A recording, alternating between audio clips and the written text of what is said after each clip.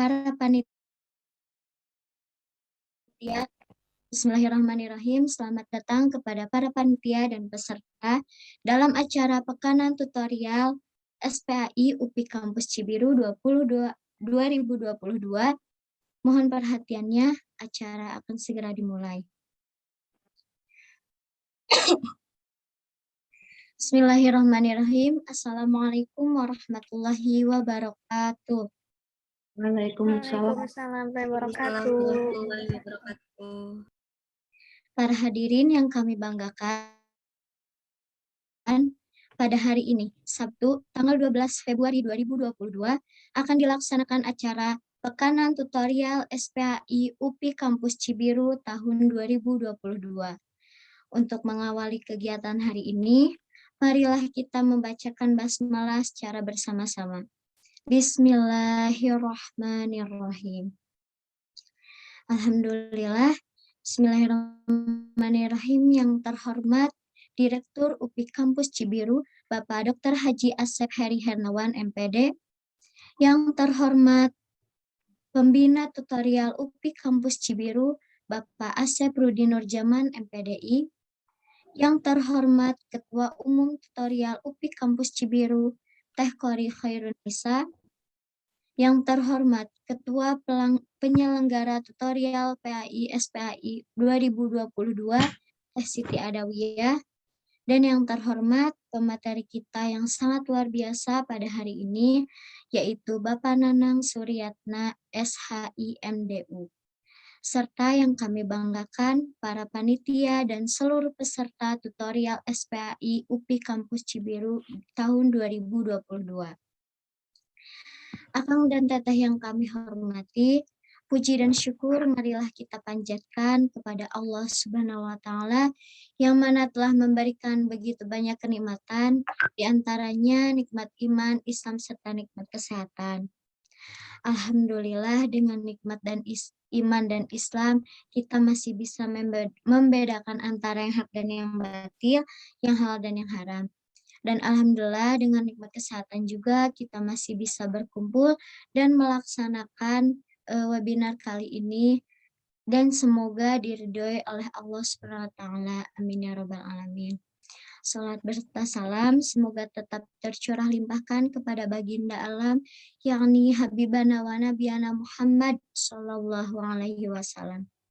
Tak lupa kepada keluarganya, para sahabatnya, tabiin atba'ut tabi'innya, dan mudah-mudahan sampai kepada kita selaku umatnya yang tetap sikoh memegang teguh ajarannya hingga yaumil akhir. Amin ya rabbal alamin. Nah, untuk selanjutnya akan ada pembacaan tilawah yang akan dilantunkan oleh Teh Jihan Fauzia. Kepadanya waktu dan media dipersilahkan. Assalamualaikum warahmatullahi wabarakatuh.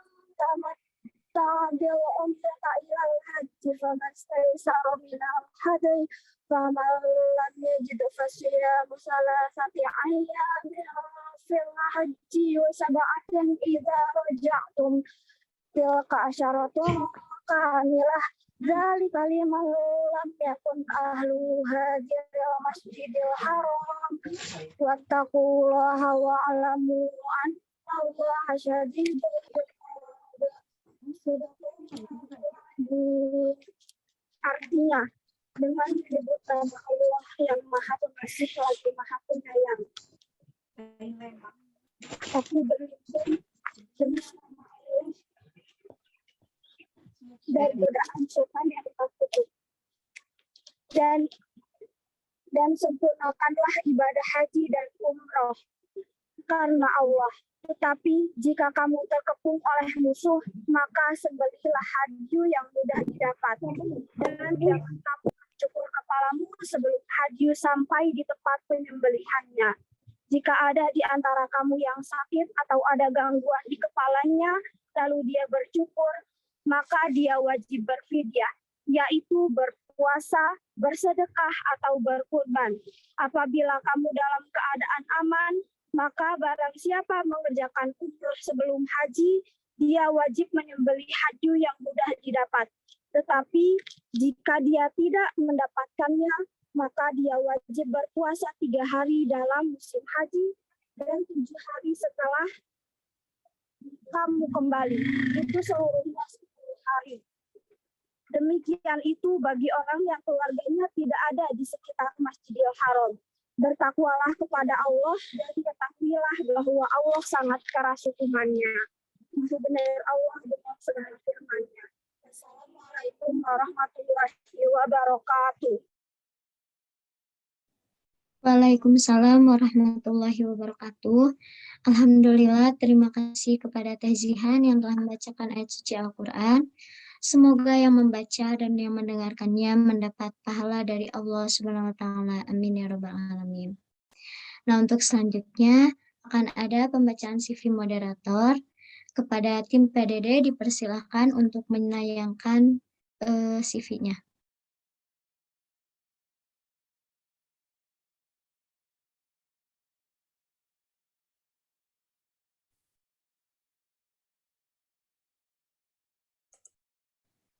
Kang.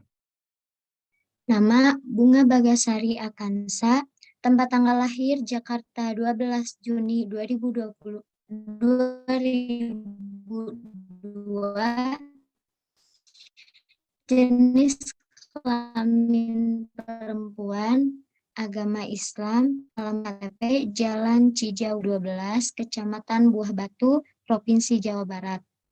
Alamat sekarang Jalan Bojong Pulus, Kecamatan Bojongloa, Ranca Ekek, Provinsi Jawa 4, 8138-870. Email bunga.alkansa@gmail.com. Moto hidup, akan selalu ada keajaiban pada akhirnya. Pendidikan formal, SD di SDN Negeri 356 Umum tahun 2009 sampai 2014, SMP MTS Cijawura tahun 2015 sampai 2017, SMA SMKN 14 Bandung DKV 2018 sampai 2020, S1 Universitas Pendidikan Indonesia jurusan PGSD 2020 sampai sekarang. Pengalaman organisasi, OSIS MTS Cijawura, jabatannya sebagai anggota Sekbid keagamaan tahun 2015 sampai 2016, OSIS MTS Cijawura Sekbid Budi Pekerti Luhur tahun 2016 sampai 2017, Paskibra MTS Cijawura, jabatannya sebagai Wakil Ketua tahun 2017 sampai 2018, Paskibra SMKN 14 Bandung, jabatannya Bendahara tahun 2018 sampai 2019, tutorial SPAI UPI Cibiru, anggota hubungan masyarakat atau HUMAS tahun 2020 sampai 2021, Himpunan Mahasiswa PGSD UPI Kampus Cibiru, anggota Departemen Keagamaan 2022 sampai sekarang. Terus tutorial SPAI UPI Cibiru, anggota hubungan masyarakat atau HUMAS 2022 sampai sekarang. Nah, Masya Allah ya, CV moderator kita pada hari ini begitu luar biasa. Nah, langsung saja kita sambut moderator kita, yaitu Teh Bunga. Kepadanya dipersilahkan. Ya, baik, terima kasih kepada MC atas kesempatannya. Sebelumnya suara Bunga terdengar? Alhamdulillah terdengar, Teh. Ya, baik. Bismillahirrahmanirrahim. Assalamualaikum warahmatullahi wabarakatuh. Waalaikumsalam warahmatullahi wabarakatuh. Alhamdulillahirabbil alamin wa bihi nasta'in wa ala asrofil anbiya'i wal mursalin wa ala alihi wa sahbihi ajmain amma ba'du. Puji syukur kehadirat Allah Subhanahu wa taala atas rahmat dan hidayahnya yang telah mempertemukan kita pada hari ini, tepatnya hari Sabtu tanggal 12 Maret 2022 dalam acara webinar tutorial SPAI DPU Universitas Pendidikan Indonesia pada tahun 2022. Salawat serta salam semoga senantiasa tercurahkan kepada baginda kita Rasulullah Shallallahu Alaihi Wasallam sebagai uswatun hasanah sepanjang masa, juga kepada keluarga, sahabat, dan pengikutnya hingga akhir zaman. Amin ya rabbal alamin. Perkenalkan, sebelumnya nama saya Bunga Pagasasi Alkansa. Di sini saya diamanahi sebagai moderator pada webinar hari ini yang bertemakan implementasi konsep ibadullah dan khalifatullah dalam kehidupan. Dengan dosen narasumber kita yaitu Bapak Nanang Suryatna SHI MUD. Nah, Kang Teteh semuanya, sebelumnya untuk pematerian tidur aja, Cek. Pematerian kita hari ini, dan mungkin sambil menunggu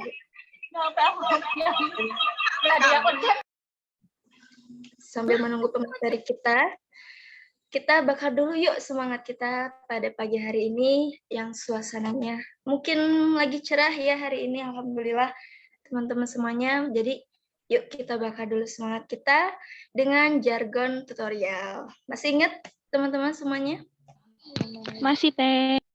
Oke, ya. Kalau ada yang lupa enggak? Kalau ada yang lupa nih saya ingatkan lagi ya. Kalau misalnya saya bilang webinar tutorial SPAI, jawabnya kuliah cerdas, kerja ikhlas, selalu istiqomah, Allahu Akbar.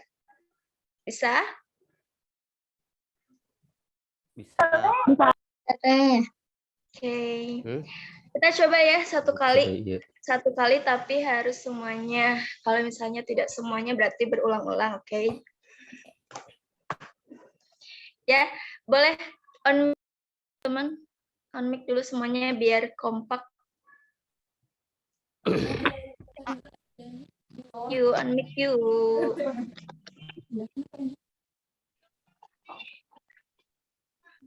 Selama teh top sampai. Oke ya. Kita mulai ya, Kang Teteh semuanya. Webinar tutorial SPAI. Kuliah cerdas, cerdas, ikhlas, istiqomah, Allahu Akbar. Sepertinya belum semuanya ya. Dilihat saya kayaknya belum semuanya nih. Satu kali lagi ya, Kang Teteh. Biar luar biasa gitu semangatnya. Webinar tutorial SPAI. Kuliah cerdas, Allahu Akbar. Allahu Akbar. Ya, alhamdulillah ya. Sudah terlihat jelasnya Kang Teteh semuanya sudah semangat untuk pekanan tutorial ketiga ini. Semoga kedepannya makin semangat lagi, bahkan lebih semangat dari pekanan hari ini. Oke. Mungkin Kang Teteh lanjut aja ya, kita langsung simak pematerian kita mengenai implementasi konsep ibadullah dan khalifatullah dalam kehidupan. Namun sebelum itu, izinkan saya untuk memperkenalkan terlebih dahulu pematerian kita hari ini. Boleh kepada tim PDD untuk menayangkan CV-nya pemateri terlebih dahulu. Ya. Oke, di sini nama Nanang Suryatna, Bapak Nanang Suryatna SHI MUD, tanggal lahir 5 April 1973, status menikah, kebangsaan Indonesia. Pengalaman yang pertama di UIN Sunan Gunung Jati, Sunan Gunung Jati pada tahun 2013 sampai sekarang sebagai dosen mengajar pada Fakultas FISIP jurusan Ilmu Sosial dan Ilmu Politik, Fakultas Dakwah dan Komunikasi jurusan KPI dan BKI. Yang kedua, di Uninus yaitu pada tahun 2017 sampai 2019 sebagai dosen mengajar pada Fakultas FAI jurusan Tarbiyah dan Fakultas Dakwah jurusan KPI. Lalu yang ketiga di Unbar pada tahun 2016 sampai 2020 sebagai dosen mengajar pada Fakultas Ekonomi. Yang keempat yaitu di STAI Nurul Hikmah Cianjur pada tahun 2017 sampai sekarang sebagai dosen dan mengajar di Fakultas Tarbiyah. Lalu selanjutnya ada di Pondok Pesantren Syahidah pada tahun 2013 sampai sekarang sebagai pengajar dan mengajar bidang ilmu tasawuf. Selanjutnya ada di Pesantren Al-Hidayah pada tahun 2013 sampai sekarang sebagai pengajar, mengajar kitab kuning atau turos. Lalu yang terakhir ada Stikes Salsabila Serang pada tahun 2021 sebagai dosen.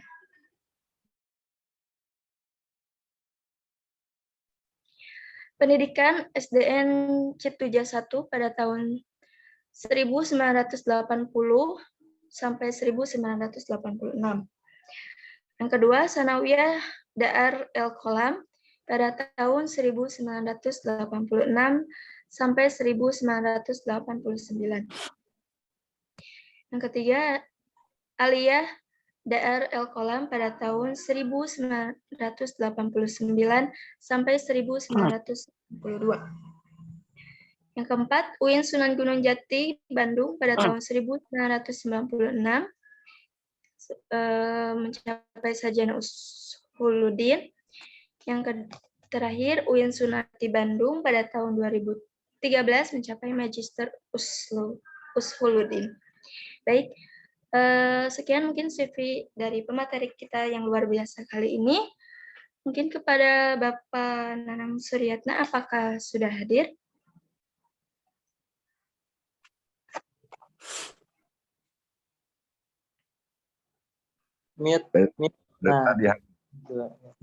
Ya, alhamdulillah Bapak sudah hadir.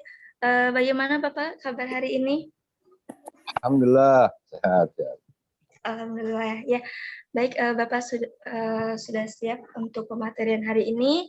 Mungkin kepada Kang Teteh semuanya boleh menyimak dengan baik dan jangan lupa untuk merespon materinya. Terima kasih kepada Bapak Nanang, waktu dan media disilahkan. Baik, terima kasih Dek Bunga. Semoga sehat selalu. Bismillahirrahmanirrahim. La yasuqul khairu illallah. Bismillahirrahmanirrahim. La yasuqul su'a illallah. Bismillahirrahmanirrahim. Maka min ni'matin minallah. Bismillahirrahmanirrahim. La haula wa la quwwata illa billah. Assalamualaikum warahmatullahi wabarakatuh. Waalaikumsalam warahmatullahi wabarakatuh. Mudah-mudahan suaranya jelas. Jelas suara saya? Alhamdulillah jelas Bapak. Baik. Alhamdulillah. Alladzi la ilaha illa huwa alimul ghaibi wasyahadah. Asyhadu an la ilaha illallah wahdahu la syarikalah. Wa asyhadu anna sayyidana wa nabiyyana Muhammadan abduhu wa rasuluh. Allahumma shalli wa sallim wa barik ala sayyidina Muhammadin wa ala alihi wa sahbihi ajma'in. Amma ba'd. Pertama, saya sampaikan salam hormat pada Bapak Direktur dan juga pembina tutorial. Tak lupa kepada Ketua Penyelenggara dan thanks untuk pembawa acara dan moderator. Semua mahasiswa, mahasiswi, mudah-mudahan kita semua senantiasa diberikan kesehatan lahir dan batin. Pada kali ini, sebelum menyampaikan materi, kira-kira kurang lebih 10 atau 5 menit ya. Sebagai pengantar akan saya sampaikan kemarin, kurang lebih 2 minggu yang lalu, saya diberikan tugas oleh panitia untuk mengisi materi di dalam acara tutorial. Yang pertama, yang memberi tugas adalah panitia. Yang ditugasi adalah saya. Tempatnya di sini, tugas saya adalah menyampaikan materi. Saya sebagai orang yang ditugasi harus mengikuti aturan yang sudah ditentukan oleh panitia. Di antara aturannya adalah dengan tetap melalui Zoom meeting. Yang kedua, materi yang disampaikan adalah tentang konsep ibadullah dan khalifatullah. Maka tugas saya tidak akan dan tidak boleh keluar dari apa yang sudah ditetapkan oleh panitia. Adapun materi yang dan cara saya menyampaikan itu panitia memberikan kebebasan. Artinya tidak ada aturan yang baku. Yang penting tidak keluar dari konsep. Itu yang pertama. Kira-kira begitu. Ketika saya menyampaikan materi sesuai dengan aturan dan konsep, berarti saya sudah menunaikan tugas dengan baik. Tetapi ketika saya membuat aturan sendiri, waktu sendiri, tugas sendiri, berarti saya gagal menjadi seorang pemateri sebagaimana yang ditugaskan oleh panitia. Kira-kira ceritanya begitu. Maksudnya apa? Insya Allah nanti kita berkaitan dengan konsep materi yang akan kita sampaikan pada kesempatan siang hari ini. Baik, sebelum kita membahas tentang konsep khalifah dan Abdullah atau ibadullah, pertama kita harus tahu dulu tentang proses penciptaan manusia. Karena ini sangat erat kaitannya dengan tugas manusia sebagai manusia. Kita awali dari surat Al-Hijr. Silakan anak-anak semua yang mengikuti ditulis surat Al-Hijr ayat 28. Allah Subhanahu wa taala berfirman, "Wa idz qala rabbuka lil malaikati inni khaliqun bashar." Inni khaliqu bashar. Pertama, Allah menggunakan kata khaliq. Khaliq secara bahasa itu artinya pencipta tunggal. Ya. Allah berfirman bahwa ketika Allah berkata berfirman kepada malaikat, aku ini menciptakan manusia dari apa? Min solsolin min hamaim masnun. Dari tanah liat, kemudian dibentuk oleh Allah. Ketika Allah menyampaikan firman ini kepada para malaikat, ini malaikat adem-adem aja. Ketika Allah bilang kepada malaikat adem-adem aja. Nggak ada sanggahan, nggak ada protes, ataupun nggak ada pertanyaan-pertanyaan yang diajukan oleh para malaikat. Tetapi mari kita buka di dalam surat Al-Baqarah ayat 30. Ketika Allah Subhanahu wa taala berfirman, Wa idh qala rabbuka lil malaikati inni ja'ilun fil ardi khalifah. Ketika Allah Subhanahu wa taala berfirman kepada malaikat, inni ja'ilun. Kalau di dalam surat Al-Hijr Allah berfirman menggunakan inni khaliqun. Yang kedua dalam surat Al-Baqarah 30 Allah menyebutkannya menggunakan kata-kata inni ja'ilun fil ardi khalifah.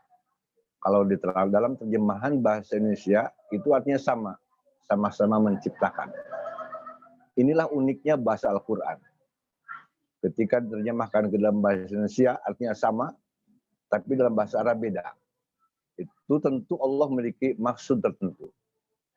Oleh karena itu Al-Quran menggunakan bahasa Arab. Ketika Allah menyampaikan misinya bahwa Allah menciptakan manusia dari tanah dan Allah akan memilih manusia, yang manusia pertama adalah Adam, sebagai khalifah, mulai di sana ada protes daripada malaikat. Apa yang dikatakan oleh malaikat?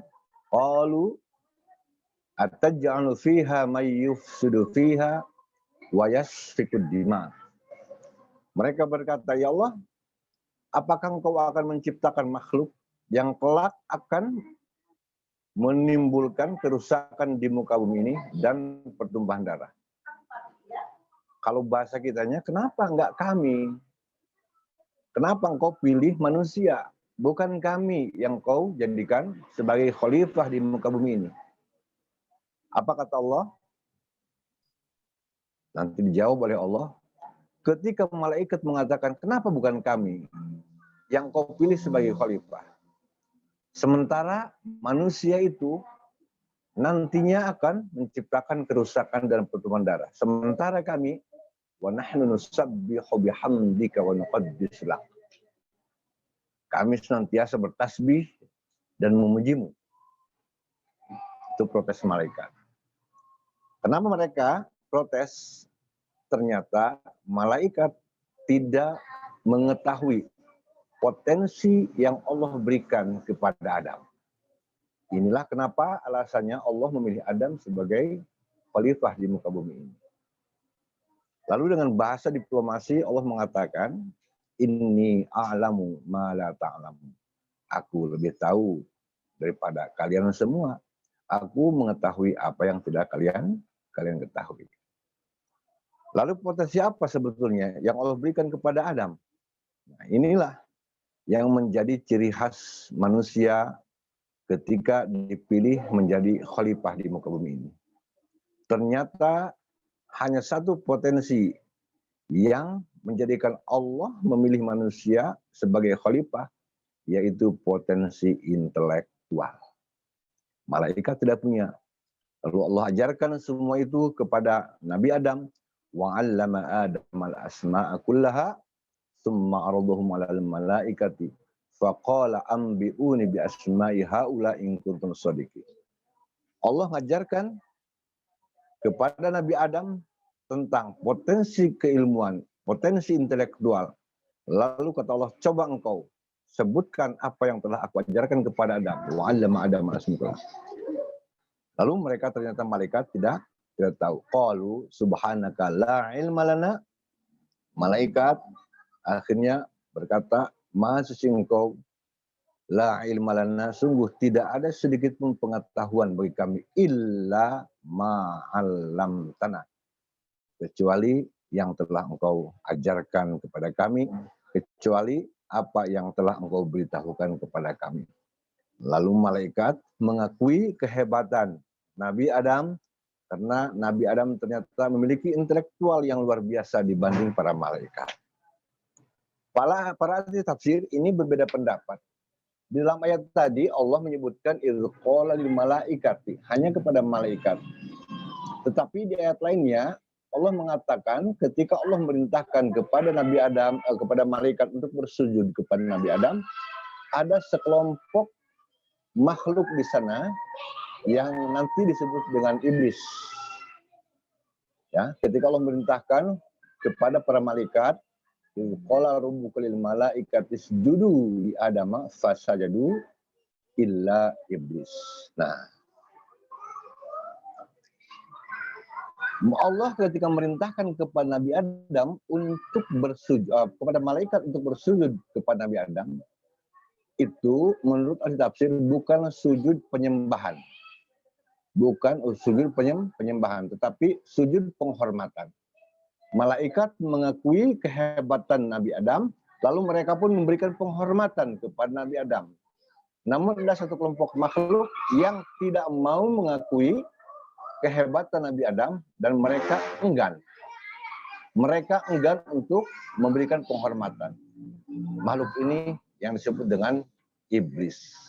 Nah, jadi dari sini ada dua makhluk Tuhan. Pertama malaikat, yang kedua iblis.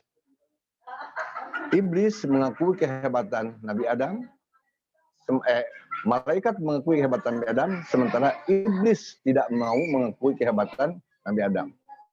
Apa yang menjadi alasan? Ternyata salah satu alasannya, iblis merasa dirinya superior.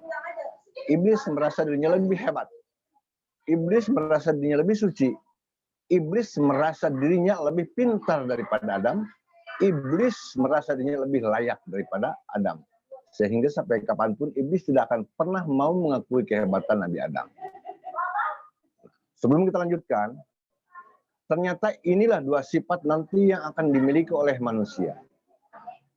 Ada manusia yang ketika menerima kebenaran, menyaksikan kehebatan seseorang yang dipilih Allah, dia mau mengangkat topi, menghormati orang yang diberikan ilmu. Dan ada juga manusia yang tidak mau menghormati, yaitu mereka yang menolak kebenaran. Nanti manusia ada yang derajatnya lebih tinggi daripada malaikat, dan ada manusia yang derajatnya lebih rendah daripada binatang. Nah, di dalam kitab Mukasyafatul Qulub disebutkan bahwa Allah menciptakan makhluk. Pertama adalah malaikat. Malaikat ini tersusun daripada akal, tapi Allah tidak memberikan nafsu. Yang kedua, binatang. Yang tersusun daripada nafsu, tapi tidak diberikan akal. Dan yang ketiga, manusia, yaitu tersusun daripada akal dan nafsu. Apabila manusia mampu menundukkan nafsunya dan memanfaatkan potensi akal yang diberikan Allah, maka manusia akan bisa lebih hebat daripada malaikat. Tetapi ketika manusia terkalahkan oleh nafsunya, akalnya dikalahkan oleh nafsunya, maka dia akan lebih rendah daripada binatang. Nah, ini yang menjadi rahasia kajian kita pada kesempatan pagi hari ini. Baiklah, sebelum kita membahas tentang makna khalifah, makna ibadallah, kita bahas dulu tentang khalifah. Idz qala rabbuka lil malaikati inni ja'ilun fil ardi khalifah. Ini kalau kita pahami dari sisi bahasa bisa memiliki 4 pengertian, ya. Satu, pengertian umum, yang kedua dalam pengertian politik, kemudian dalam pengertian syar'i, dan yang ketiga di dalam pengertian bahasa umum. Nah, kita tidak usah membahas secara bahasa ya, karena memang kalau dibahas secara bahasa ini waktunya nggak bakalan cukup. Kita sebutkan aja nanti ayat-ayatnya. Di antara kalau kata-kata khalifah itu bisa kita baca dalam surat Maryam ayat 59. Ya, surat Maryam ayat 59. Mim ba'dihim khalfun. Jadi khalifah itu berasal dari kata-kata khalfun atau khalafa. Bisa artinya belakang, bisa artinya pengikut, bisa artinya generasi, banyak sekali kalau kita terjemahkan secara bahasa. Tetapi yang dimaksud Allah sebagai khalifah di muka bumi adalah manusia dipilih oleh Allah untuk mengemban tugas-tugas ketuhanan. Pertama, ya, tugas-tugas ketuhanan. Itu misi utama manusia. Di antara salah satu tugas ketuhanan adalah memakmurkan bumi. Ini yang paling pokok. Maka sungguh beruntunglah manusia ketika dia mampu menunaikan tugas yang Allah berikan sesuai dengan aturan dan konsep yang diberikan oleh Allah Subhanahu wa taala. Konsep itu adalah Al-Qur'an. Maka nanti kita bisa temukan di sini di dalam ayat-ayat yang berkaitan dengan khalifah. Idz qala rabbuka lil malaikati inni ja'ilun fil ardi khalifah. Nanti di ayat selanjutnya wa'allama. Wa'allama. Karena alasan Allah memilih manusia, memilih Adam sebagai khalifah di muka bumi ini, yaitu dibekali dengan potensi ilmu, maka akan ada dua nanti. Pertama adalah ilmu, dan yang kedua kebalikan daripada ilmu adalah al-jahlu, kebodohan. Nanti yang termasuk ibadullah itu yang mana? Apakah yang al-jahlu atau apakah yang al-ilmu? Lalu makna ilmu itu sendiri apa? Apakah orang yang berilmu itu adalah orang yang bisa membaca, yang bisa ini itu, atau orang yang berilmu itu adalah orang yang tidak bisa membaca? Nah, ini nanti kita akan kaitkan dengan berbagai macam ayat-ayat yang menguatkan tentang tujuan Allah menciptakan manusia atau memilih Adam sebagai khalifah. Di ayat yang menegaskan tentang wa idz qala rabbuka lil malaikati inni ja'ilun fil ardi khalifah, itu ayat selanjutnya menunjukkan tentang manusia yang diberikan ilmu pengetahuan oleh Allah. Potensi ilmu pengetahuan oleh Allah. Nah, lalu sementara kita di dalam memahami Al-Quran biasanya ketika mendengar kata-kata bodoh itu identik dengan orang yang tidak bisa membaca dan menulis. Ya.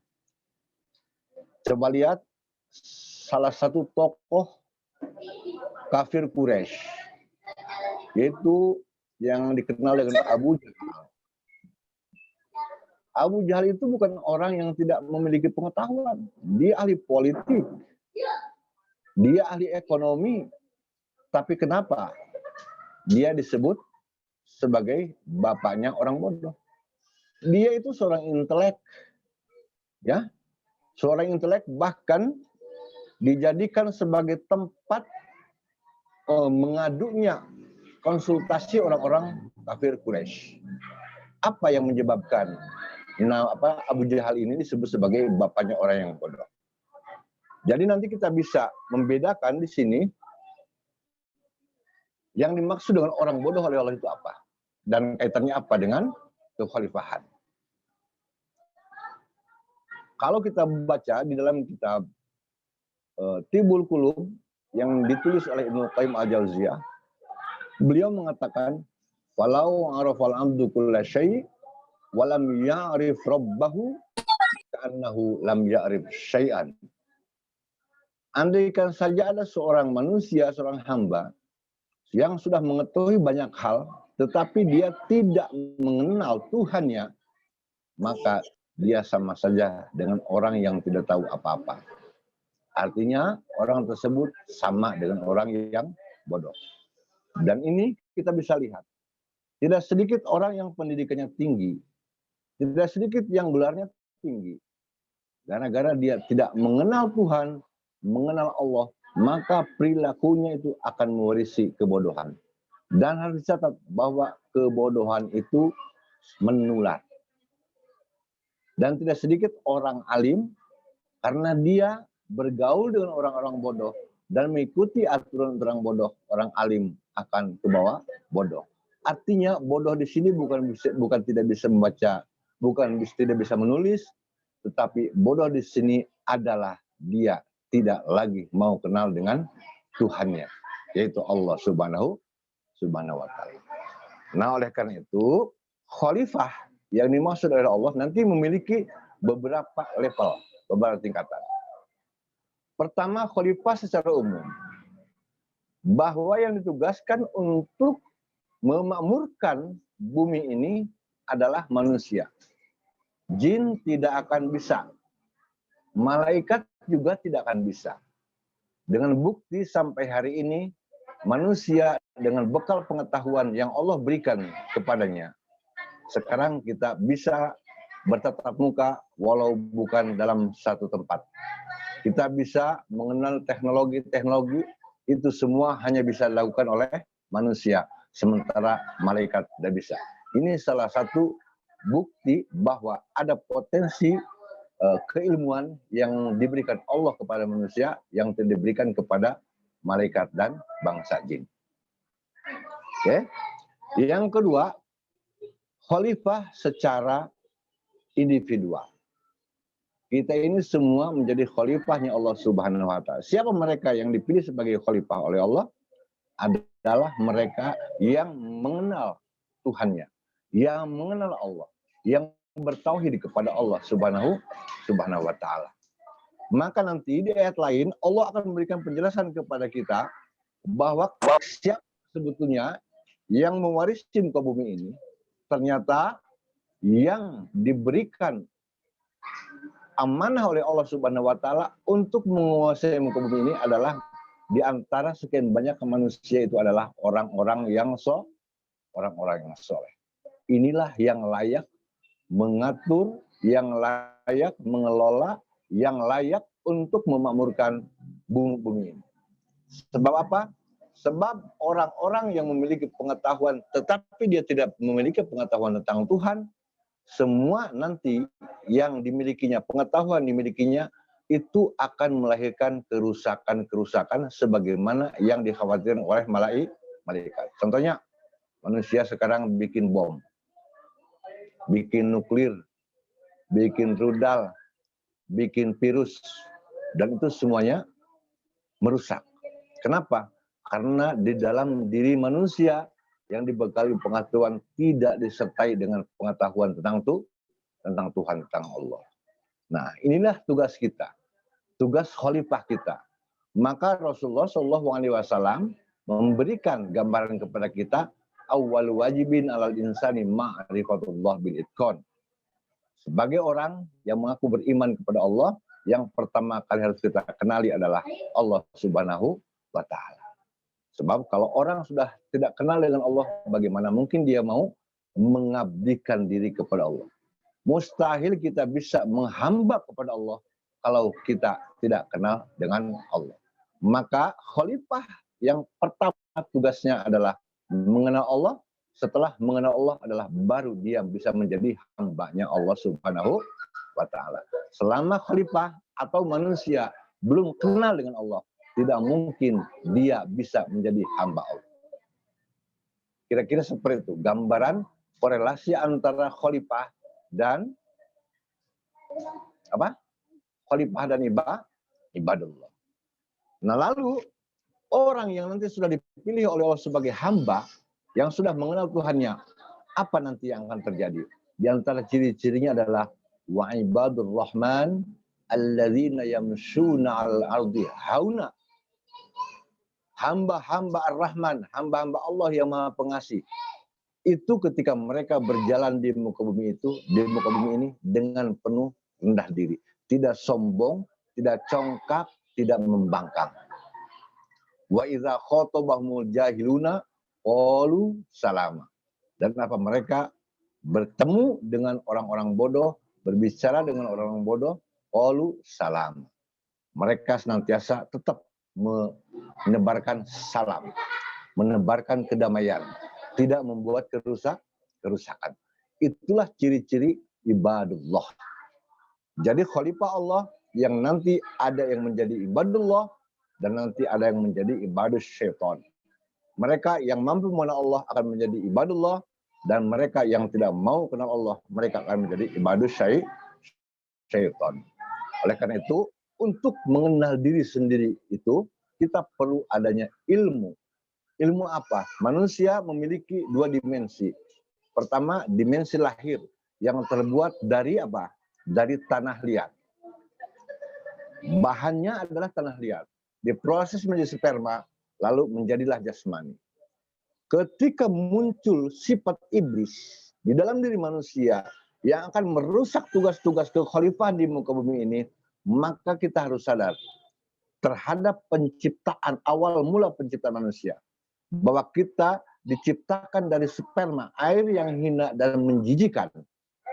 Dan ketika nanti kita mati, kita semua akan menjadi bangkai yang dicampakkan. Maka kalau manusia selalu menyadari bahwa dirinya diciptakan dari air yang begitu hina dan menjijikan, dan ketika mati dia akan dicampakkan menjadi bangkai, maka mulai dia akan menyadari bahwa apa yang disombongkan oleh manusia. Ketika manusia hilang sifat kesombongan dalam dirinya, maka dia akan mampu menjadi khalifah. Ketika manusia mampu meruntuhkan kesombongan dalam dirinya, maka dia akan mampu menjadi ibadallah. Jadi cirinya dia senantiasa menciptakan wa ibadur rahman alladzina yamsuna 'alal ardi hauna wa idza khatabahumul jahiluna qalu salama. Jadi intinya bahwa siapa itu khalifah yang dimaksud oleh Allah dan siapa yang ibadallah yang dimaksud oleh Allah. Khalifah adalah mereka yang memiliki pengetahuan. Dengan pengetahuan itu mereka mengenal Tuhannya, dan setelah mengenal Tuhannya dia pun tunduk dan patuh kepada aturan-aturan Allah Subhanahu wa Ta'ala sebagai pengemban tugas. Aturan yang dibikin, aturan yang dibuatnya, aturan yang dijalankannya itu tidak keluar dari aturan-aturan Allah Subhanahu wa Ta'ala. Itu. Jadi kalau kita mengaku hamba Allah, tetapi kita tidak mau mengikuti aturan-aturan Allah, berarti kita hanya sekedar mengaku hamba Allah. Kita tidak diakui sebagai hamba Allah. Ciri-cirinya apa? Ciri-cirinya setiap perilaku, setiap aturan-aturan hidup yang dibuat oleh kita tidak bertentangan dengan hukum-hukum Allah. Karena Allah sudah menyinggung dalam Al-Quran. Afa hukmal jahiliyat yabghun. Apakah hukum-hukum jahiliyah yang mereka inginkan? Wa man ahsanallahi hukman liqaumin yuqinun. Siapa yang lebih baik hukumnya? Hukum jahiliyah apakah hukum Allah?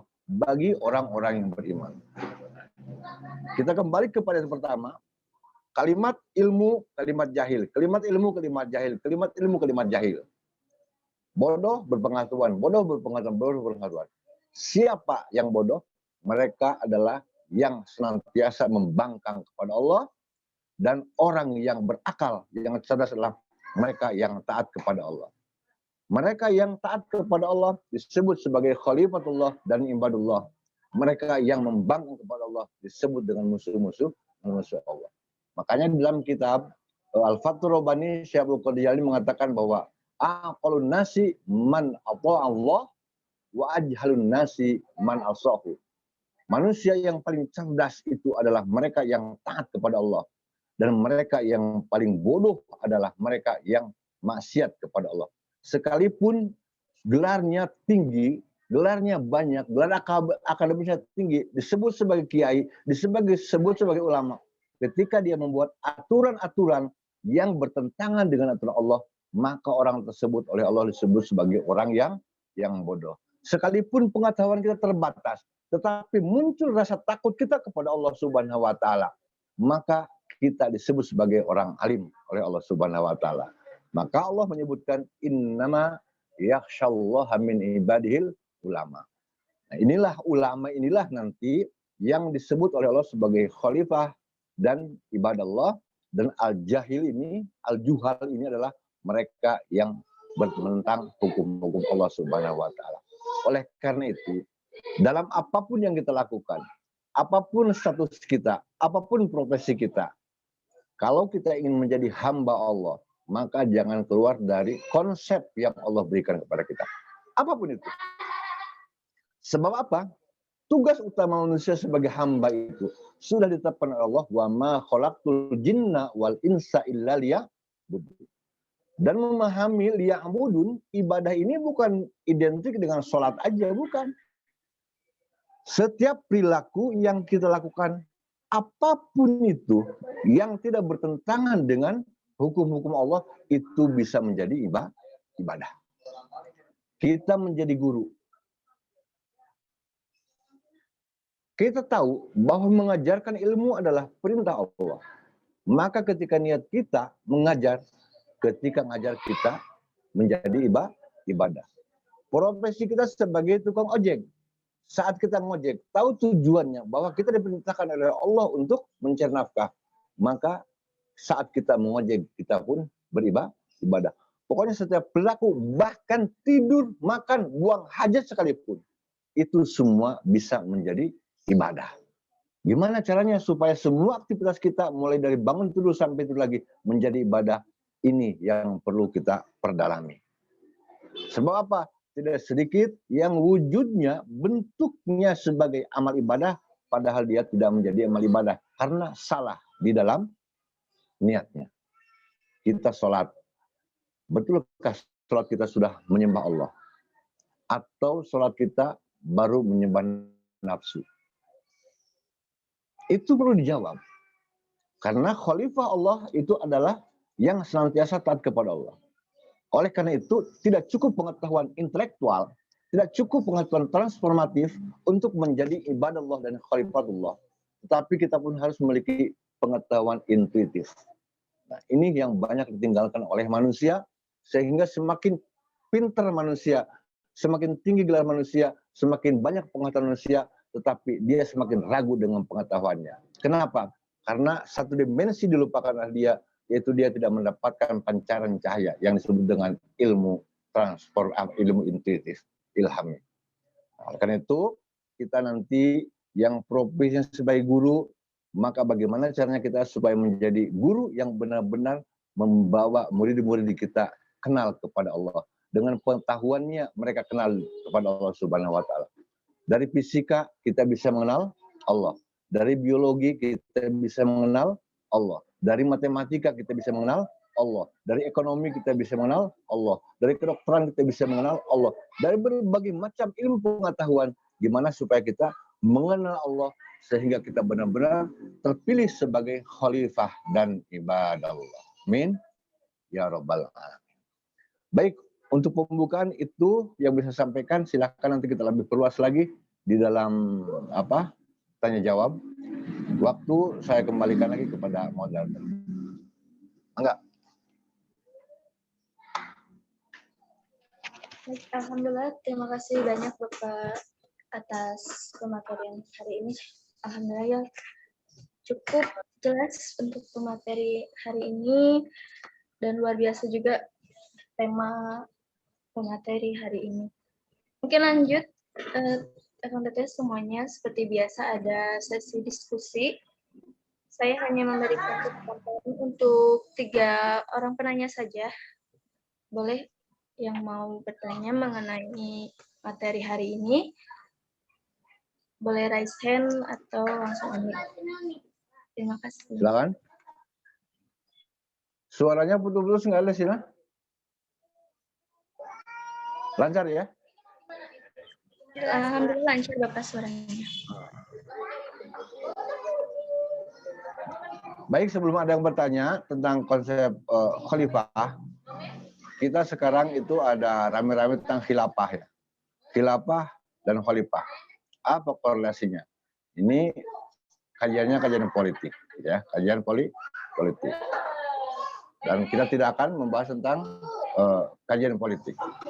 Yang pasti dalam konsep khalifah, khilafah itu lahir ketika Rasulullah SAW wafat. Pertama, khalifah itu adalah yang mengganti Rasulullah, pengganti. Kemudian diganti oleh siapa pertama kali? Siapa yang mengganti Rasulullah? Khalifah yang pertama siapa? Abu Bakar As-Siddiq. Yang kedua, Umar bin Khattab. Tiga, Utsman bin Affan. Utsman bin Affan. Ali bin Abi Thalib. Ali bin Abi Thalib. Itu khalifah. Khalifah Rasulullah artinya pengganti Rasulullah Shallallahu Alaihi Wasallam. Nah, dari sanalah mulai terjadinya konflik. Mulai terjadinya konflik. Kenapa? Nah, ini kaitannya dengan politik. Maka sampai hari ini konsep khalifah itu tidak pernah diwasiatkan oleh Rasul. Sebelum Rasulullah wafat, Rasulullah tidak pernah mewariskan atau mewasiatkan atau mengamanahkan kepada para sahabat untuk membuat sistem di dalam kepemerintahan. Kenapa? Artinya Rasulullah memberikan kebebasan kepada para sahabat untuk membuat konsep pemerintahan. Namanya mau khalifah, mau daulah, mau memelakah, mau demokrasi, mau apapun juga, silakan saja. Asalkan dua dalam hukum Islam yang harus dicatat oleh kita. Ya, mau menggunakan demokrasi silakan, mau Pancasila silakan, mau memelakah silakan, mau apalagi khilafah silakan. Yang pasti dua pokok dalam kepemimpinan Islam. Pertama adalah tegaknya keadilan sosial. Catat itu. Tegaknya keadilan sosial. Inilah misi kenabian. Dan yang kedua adalah tegaknya supremasi hukum. Ini kalau sudah ada dua ini, keadilan sosial dan supremasi hukum, apapun namanya silahkan. Rasul tidak pernah menentukan sistem kepemimpinan di dalam sebuah negara. Maka jangan ribut-ribut, ngomong khilafah, ngomong apa. Yang penting dua ini terwujudkan, insya Allah itu akan berdampak positif kepada sebuah negara. Ya, silakan. Nah, ini. Ya, baik, alhamdulillah. Boleh ya yang mau bertanya, dipersilakan, hanya 3 penanya. Mangga. Boleh rajukan. Silakan.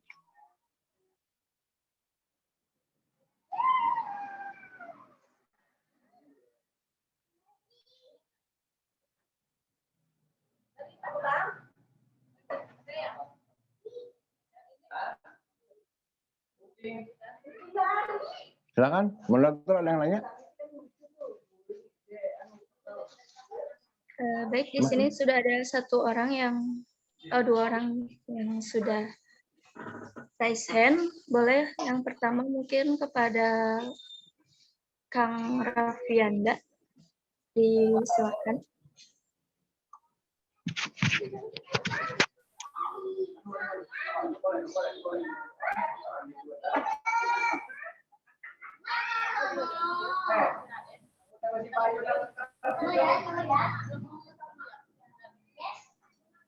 Halo Kang Raffianda, ada? Maaf tadi mic-nya nggak nyala. Ya. Terdengar ada suaranya? Terdengar.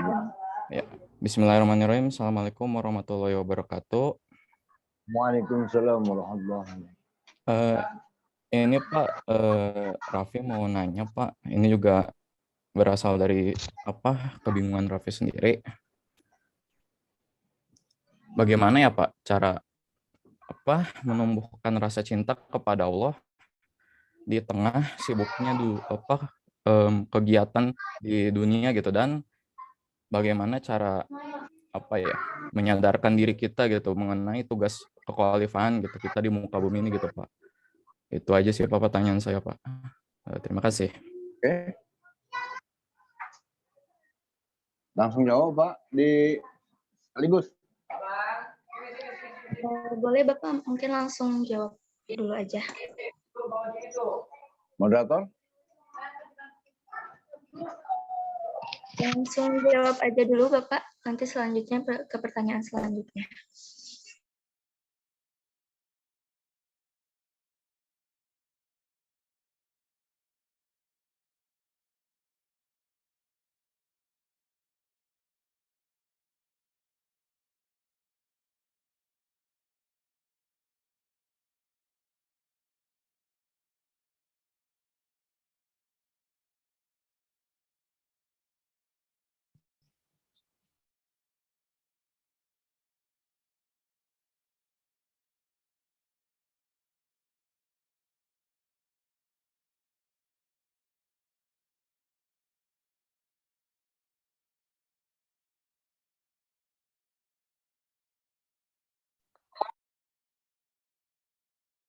Halo?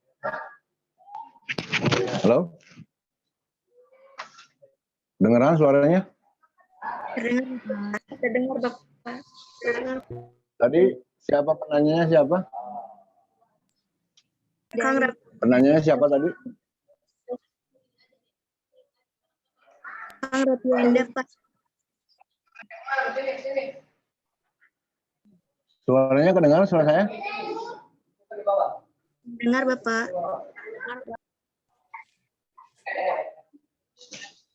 Terdengar Bapak? Yang nanya tadi kedengaran suaranya, yang nanya. Ada Pak Siapa suaranya? Jelas. Jelas ya? Baik. Bagaimana menumbuhkan rasa cinta kepada Allah? Cinta itu kaitannya dengan hati. Catat dulu. Cinta kaitannya dengan hati. Cinta kaitannya dengan rasa. Maka untuk menumbuhkan rasa cinta itu, untuk menumbuhkan rasa cinta harus mengolah rasa. Bagaimana cara mengolah rasa? Karena rasa ini adalah rasa hati, maka yang harus diolah adalah hati. Di dalam dunia Islam ada yang disebut dengan dunia tasawuf. Mustahil kita bisa merasakan cinta kepada Allah kalau seandainya kita tidak belajar untuk mencintai Allah. Bagaimana mungkin kita bisa mencintai Allah?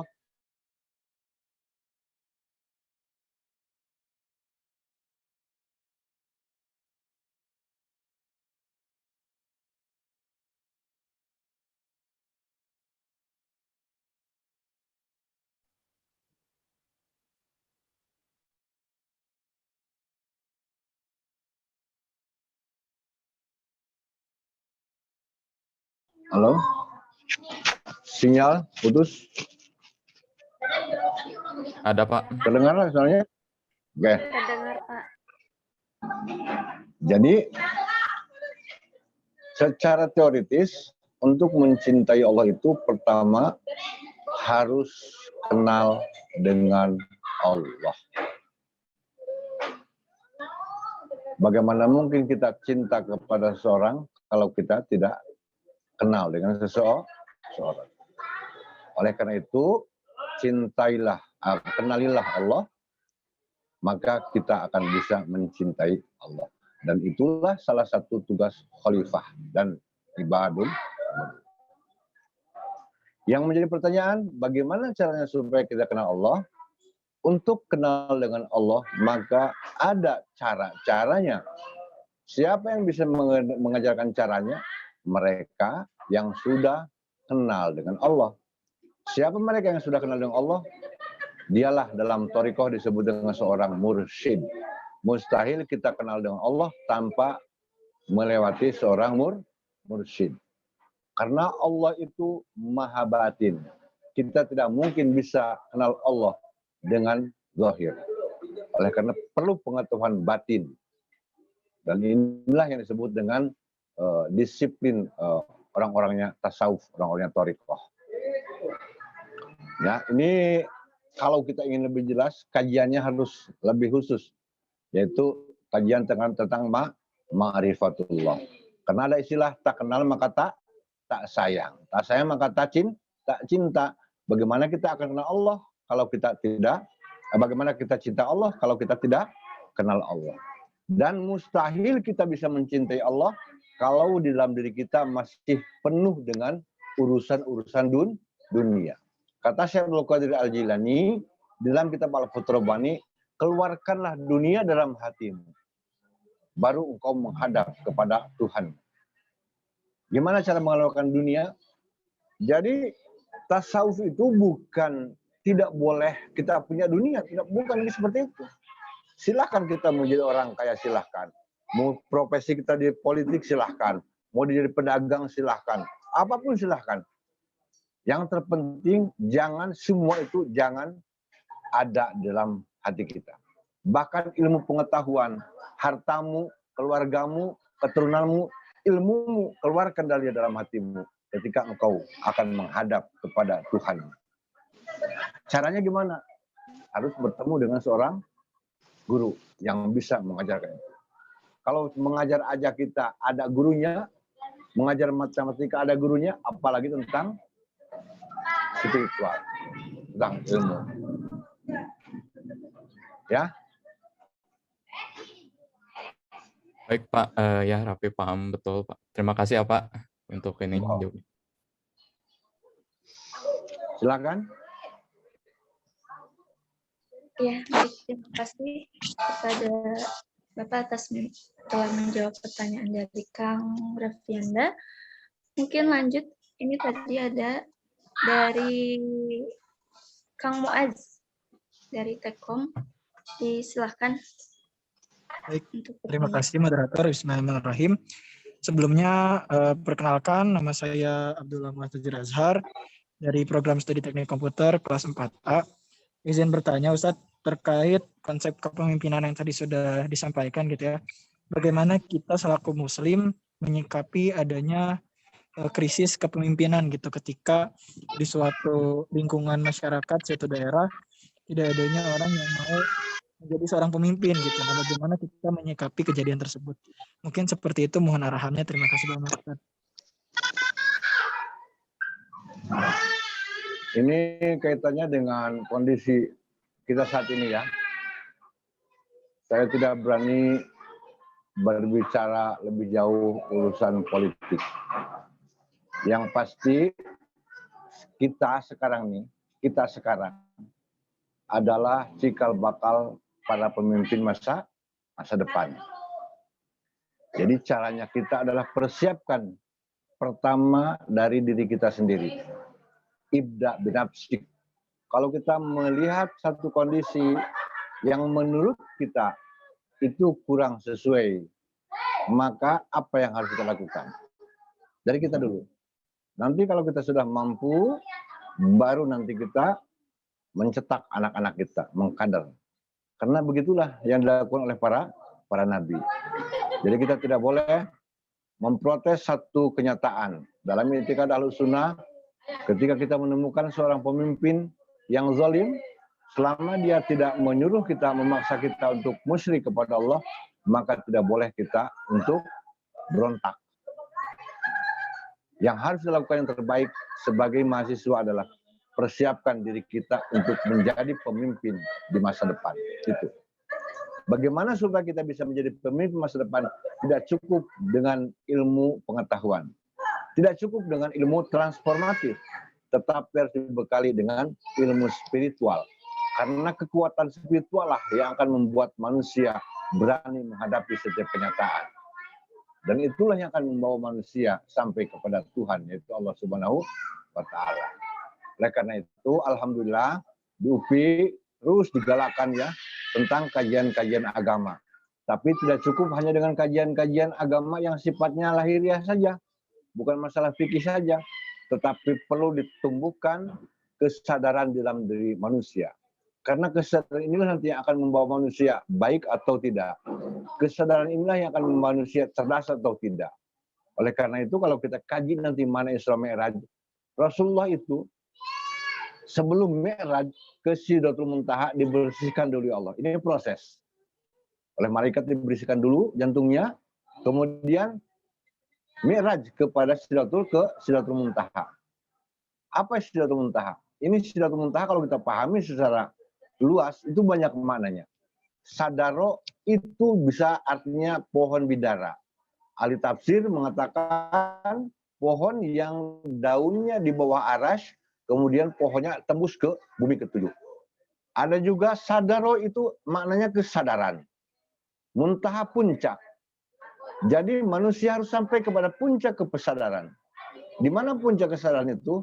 Puncak kesadaran itu adalah ketika manusia sadar dirinya dan sadar akan Tuhannya.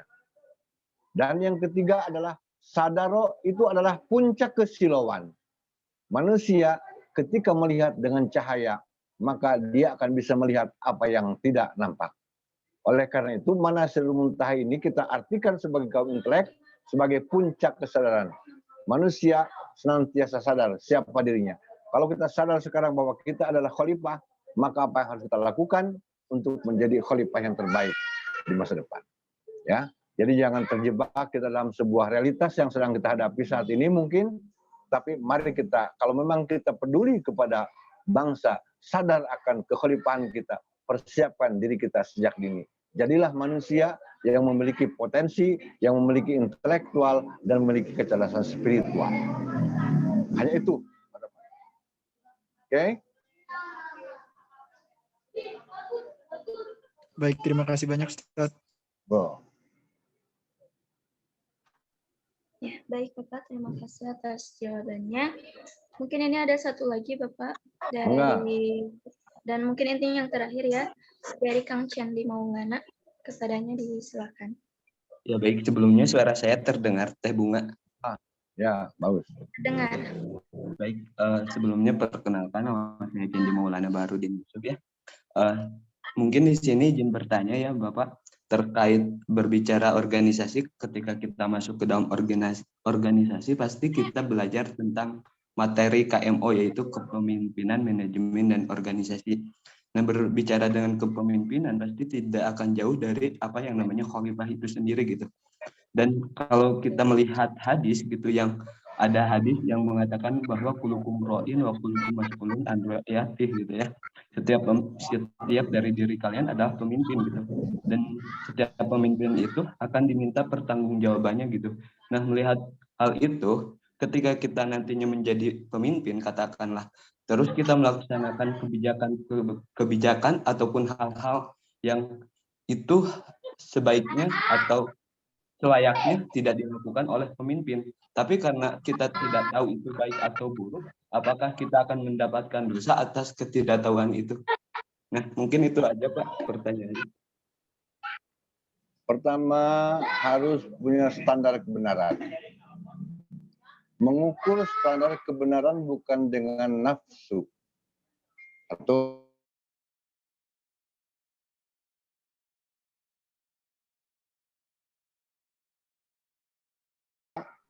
standar kebenaran ilmu bukan dengan akal-akalan, tapi harus dengan wahyu. Maka setiap kebijakan yang kita buat sesuai enggak dengan wahyu atau justru bertentangan. Contoh, maaf nih, kita mengungkap sebuah fakta. Demokrasi. Negara kita menganut sistem demokrasi. Oke? Yang dimaksud demokrasi apa yang kita pahami selama ini?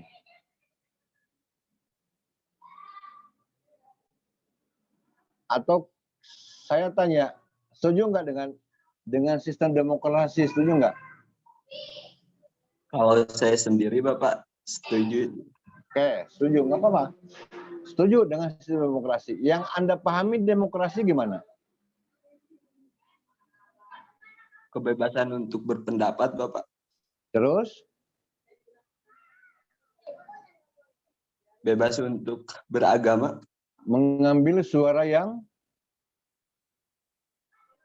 paling banyak. Nah, oke. Dalam demokrasi yang kita anut adalah mengambil suara yang terbanyak. Menurut pemahaman kita saat ini, apakah itu betul atau Al-Quran? Kalau menurut Al-Quran sendiri mungkin salah Bapak. Apakah Al-Quran mengajarkan demokrasi? Tidak Pak. Sebelum orang-orang Barat mengkampanyekan demokrasi, Al-Quran 14 abad yang lalu sudah mengajarkan demokrasi. Tapi demokrasi yang ada dalam Al-Quran dan demokrasi yang sedang kita hadapi ini menurut kacamata keilmuan itu bertentangan. Contoh, demokrasi yang kita anut saat ini adalah mengambil suara terbanyak dengan asas musyawarah. Betulkah itu? Memang dalam Al-Quran diajarkan untuk berdemokrasi bermusyawarah. Tapi coba kita lihat nanti dalam ayat lain Allah berfirman, apa kata Allah? Alladzina yattabi'una ahsanah. Allah menganjurkan dalam demokrasi, dalam musyawarah itu, alladzina yattabi'una ahsanah. Ayat ini dilalui dengan kalimat alladzina yasma'unal qawla. Mereka yang mendengarkan qaul, aspirasi. Kalau kita bahasakan dengan bahasa modern, mereka yang mendengarkan aspirasi-aspirasi. Tetapi yang dipilih wayattabi'una ahsana. Yang diambil itu yang terbaik, bukan aksaroh, bukan yang terbanyak, tapi ahsana. Apa ahsana? Ahsana ini adalah sesuatu yang memberikan manfaat baik secara lahir ataupun secara batin. Nah, oleh karena itu, mari kita kembali selami Al-Quran untuk memahami berbagai macam konsep-konsep dalam kepemimpinan supaya sesuai dengan aturan dan konsep yang Allah berikan kepada kita. Jangan sampai kita membuat hukum-hukum yang bertentangan dengan hukum Allah Subhanahu wa taala. Bagaimanapun juga, manusia adalah ciptaan Allah. Allah yang menciptakan. Pasti Allah lebih tahu yang terbaik mana bagi manusia. Tidak mungkin manusia tahu yang terbaik bagi dirinya. Jadi kalau kita mengukur kebaikan dari akal dan nafsu kita, pasti kita akan terjebak kepada kesengsaraan. Ya. Banyak sekali memang yang harus kita kritisi kalau kita kembali kepada Al-Quran dan As-Sunnah. Insya Allah nanti kita kaji kalau ada waktu khusus tentang kepemimpinan dalam Islam. Karena sekarang banyak orang yang takut ketika kita menerapkan kepemimpinan dalam Islam. Padahal Islam itu memanusiakan manusia tanpa pandang bulu. Harus memperlakukan manusia sebagai manusia tanpa pandang agama. Siapapun, apapun agamanya, apapun statusnya, ketika dia wujudnya sebagai manusia, maka dia wajib diperlakukan sebagai manusia. Salah satu contoh, Nabi Ibrahim alaihissalam itu adalah seorang nabi yang tidak pernah makan sendirian. Kalau beliau mau makan, dia selalu mencari orang untuk makan. Suatu ketika, beliau kedatangan tamu. Dijamulah tamu itu. Dihormati. Disediakan kamar. Disediakan kamar mandi, makanan, sampai pagi-pagi. Ketika subuh, Nabi Ibrahim melihat orang tersebut tidak menunaikan sholat. Lalu Nabi Ibrahim marah.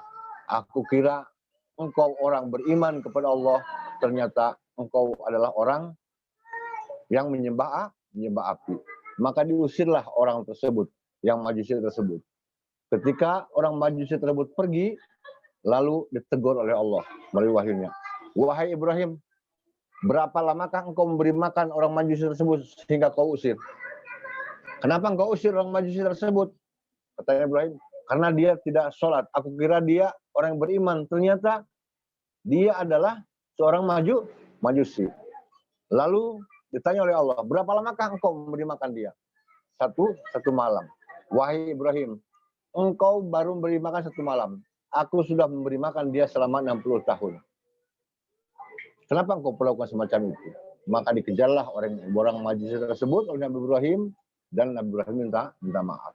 Nah, inilah yang diajarkan oleh Allah kepada manusia untuk memanusiakan manusia. Tapi kenapa sekarang banyak orang yang fobia terhadap Islam? Karena memang dicoreng oleh orang-orang Islam yang salah di dalam memahami konsep Islam. Jihad identik dengan teroris.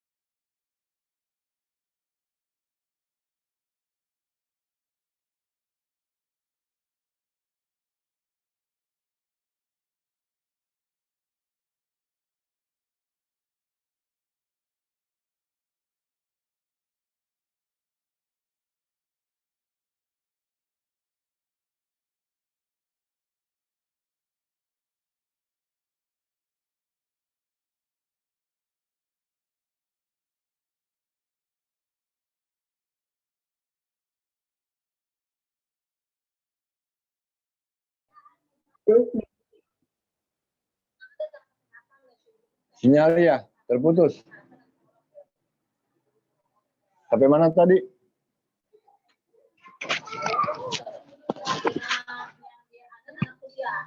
Halo? Nah. Terdengar? Terdengar. Dengar Bapak. Mana tadi?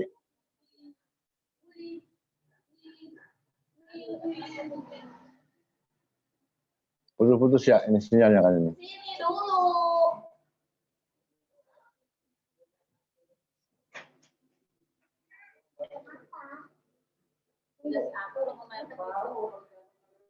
Oh ya.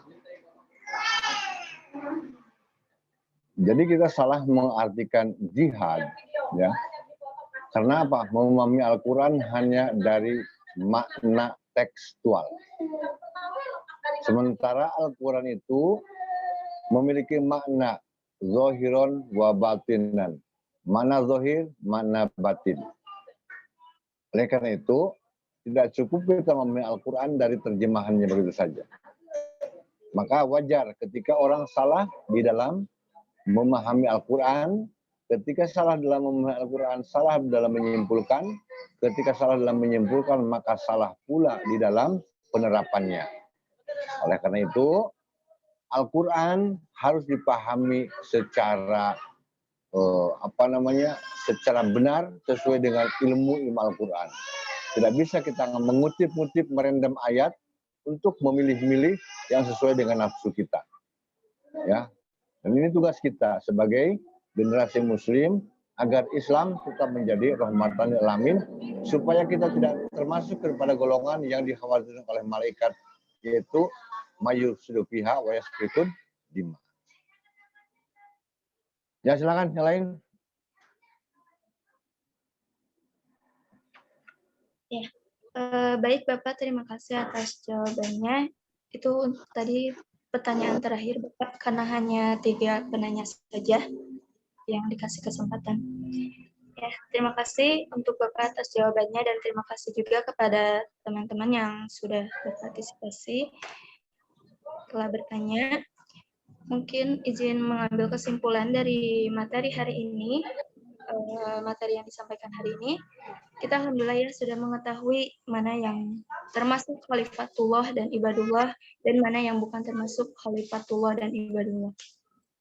Dan ini bisa menjadi bahan evaluasi diri kita semua ya. Bisa mengevaluasi bahwa diri kita di sini sedang berada di posisi yang mana. Apakah kita termasuk orang yang khalifatullah dan ibadullah atau orang yang mengenal Allah, atau bahkan malah sebaliknya yang bukan termasuk khalifatullah dan ibadullah yang tidak mengenal sama sekali dengan Allah. Kalau misalnya kita berada dalam posisi yang belum mengenal Allah, maka hijrahlah untuk menjadi orang yang termasuk khalifatullah, yaitu mengenal Allah. Bagaimana cara mengenal Allah? Itu seperti yang Bapak bilang tadi, kenali dulu diri kita sendiri. Pernah ada dalam perkataan Ali bin Abi Thalib, "Man arafa nafsahu faqad arafa rabbahu." Barang siapa mengenal dirinya, maka pasti mengenal Tuhannya. Artinya mengenal Tuhan di sini adalah kita mengenali dulu siapa diri kita. Kalau kita sudah mengenali diri kita, maka kita insya Allah akan mengenal Tuhan kita. Dan kita termasuk orang yang khalifatullah. Lalu selanjutnya, waman arafa rabbahu faqad jahila nafsahu. Barang siapa mengenal Tuhannya, maka pasti akan merasa bodohlah dirinya. Maksud bodoh di sini adalah kita akan terus haus mengenai ilmu-ilmu agama. Dan disinilah akan tumbuh kecintaan kita terhadap Allah. Maka dari itulah kita jadikan diri kita ini termasuk orang yang khalifatullah, orang yang mengenal Allah. Mungkin sekian dari saya. Terima kasih kepada Bapak dan teman-teman semuanya. Akhirnya kita menuju penghujung acara, yaitu penutupan. Namun sebelum ditutup akan ada penyerahan sertifikat dulu Bapak untuk pemateri kita hari ini. Kepada PDD dipersilakan untuk menayangkan sertifikatnya. Nah ya, ini Bapak ada sedikit kenang-kenangan dari kami untuk Bapak. Semoga bisa bermanfaat ya Pak. Terima kasih banyak Bapak.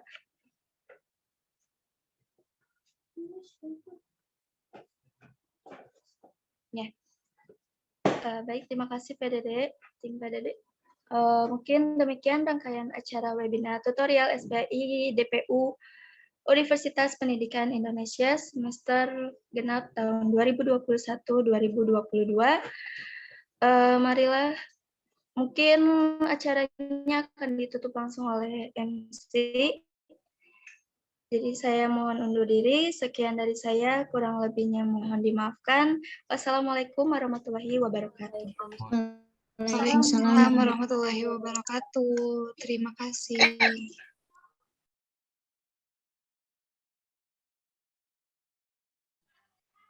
Alhamdulillahirrabbilalamin, penyampaian materi dan sesi tanya jawab telah dilaksanakan. Terima kasih kepada Bapak Nanang Suryatna, SHI MUD, yang telah menyampaikan ilmu yang sangat luar biasa tentang implementasi konsep ibadullah dan khalifatullah di dalam kehidupan. Dan yang Masya Allah sangat bermanfaat sekali ya bagi kita semua, yang semoga kita bisa mengimplementasikannya di dalam kehidupan sehari-hari. Amin ya rabbal alamin. Dan juga terima kasih banyak kepada Teh Bunga yang telah menjadi moderator kita yang sangat luar biasa. Nah, selanjutnya akan ada penyerahan sertifikat untuk moderator. Kepada tim PDD dipersilahkan untuk melayangkan sertifikatnya. Nah, baik, mungkin ini ada sedikit kenang-kenangan ya Teh sebagai moderator gitu. Terima kasih telah memimpin sesi diskusi pada hari ini. Baik, terima kasih kembali TTMC. Terima kasih kepada tim PDD yang telah menayangkan sertifikatnya. Nah, baik, selanjutnya akan ada sesi dokumentasi terlebih dahulu ya. Diharapkan kepada Akang dan Teteh untuk menyalakan kameranya.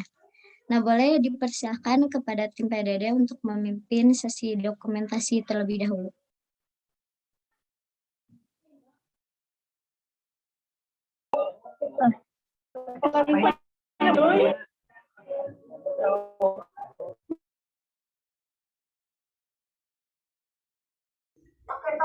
Baik, Akang Teteh semuanya, kita sesi dokumentasi terlebih dahulu. Diharapkan semuanya bisa on cam ya. Yang baju yang biru. Yang baju yang biru. Kalau salah gak apa-apa. Ya, langsung mulai aja ya. 1, 2, 3.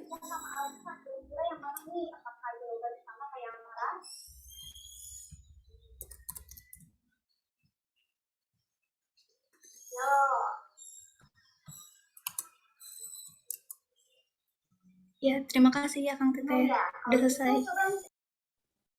Alhamdulillah, terima kasih kepada tim PDD yang telah memimpin sesi dokumentasinya.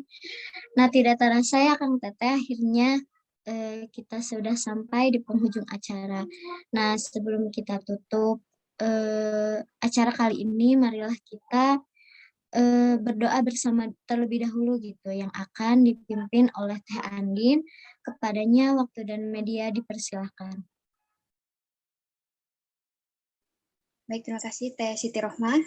Teman-teman, marilah kita sejenak menundukkan kepala untuk berdoa. Alhamdulillahirrabbilalamin. Wassalatu wassalamu ala asrafil anbiya'i wal mursalin. Wa ala alihi wa sahbihi azmain amma ba'du. Ya Allah, Tuhan yang maha penyayang, hanya rahmat dan kasih sayang-Mu lah sehingga segala aktivitas kami dalam acara ini berjalan dengan lancar, walaupun menguras waktu, tenaga, dan pikiran. Dan hari ini ya Allah, kami berkumpul di tempat ini, memanjatkan puji syukur kepadamu sekaligus menutup kegiatan kami. Ya Allah, berkahilah segala aktivitas kami selama dalam mengikuti rangkaian acara kami, dan jadikanlah sebagai amal ibadah di sisi-Mu. Untuk itu, ya Allah, tetapkanlah rahmat dan kasih sayang-Mu kepada kami dan jadikanlah pertemuan ini sebagai pertemuan yang Engkau ridhoi. Allahumma la sahla illa ma ja'alahu sahla. Allahumma aftaha alaina abwaba khair wa abwabal barakah wa abwaban na'mah wa abwabar rizqi wa abwabar quwwah wa abwabas sahah wa abwabas salamah birahmatika ya arhamar rahimin. Allahumma inna a'udzubika minal hammi wal huzni wa a'udzubika minal azazi wal kasal. Rabbana afrij alaina sabran wa sabbat aqdamana. Rabbana atina fid dunya hasanah wa fil akhirati hasanah wa qina azabannar. Subhana rabbika rabbil izzati amma yasifun. Wassalamun ala mursalin walhamdulillahi rabbil alamin. Amin amin ya Allah ya rabbal alamin. Assalamualaikum warahmatullahi wabarakatuh. Waalaikumsalam warahmatullahi wabarakatuh. Alhamdulillah, jazakillah kepada Teh Andin yang telah memimpin doa pada acara penutupan pekan hari ini, yang semoga Allah mengabulkan segala doa-doa kita. Amin ya rabbal alamin. Demikianlah rangkaian acara pekanan tutorial PAI SPAI UPI Kampus Cibiru tahun 2022. Saya Siti Rohmah selaku pembawa acara pamit undur diri. Mohon maaf apabila terdapat kesalahan dan kekurangannya. Wabillahi taufiq wal hidayah. Waridha wal inayah. Wassalamualaikum warahmatullahi wabarakatuh. Waalaikumsalam.